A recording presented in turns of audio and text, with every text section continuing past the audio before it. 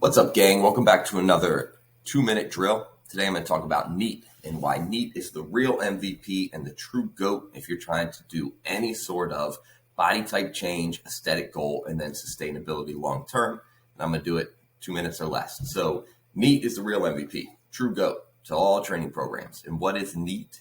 Non-exercise activity thermogenesis, meaning what you're doing that's not exercise related that's boosting your metabolism. First, understanding your total metabolism, the amount of calories you expend in a day. Total daily energy expenditure is made up pretty much of these four things.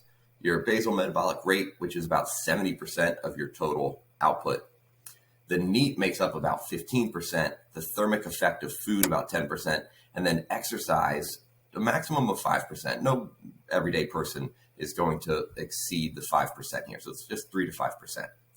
Basal metabolic rate is just from your body size, how much you're going to burn day to day. Thermic effect of food is how much energy you expend through the process of digesting the food that you eat. Exercise is obviously exercise. So what is non-exercise activity thermogenesis? It's the amount of movement that you do throughout the day. So your BMR is just if you sit there all day. That's what the energy needs for your body just to survive.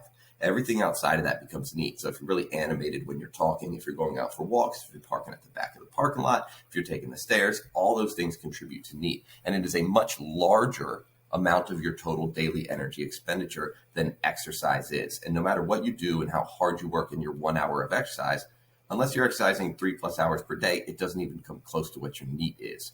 Now, NEAT is impossible for us to measure day to day. Like, we just don't have the tools and resources. That's why we do steps and step counting. And we set the target of 8, 10, 12,000 steps per day as your NEAT.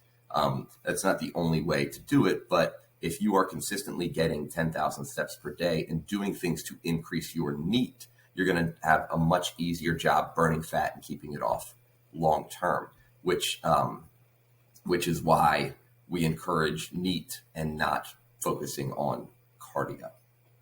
And that's the end of the 2 minutes. I'm not going to get into the science between the NEAT and the cardio, but know that NEAT is the true GOAT and the king. And that's why walking and getting enough steps per day takes priority over high intensity cardio and high intensity intervals when we have body type change goals. Consistency of NEAT definitely has a much bigger effect. So intensity, maximum intensity is way overrated relative to NEAT.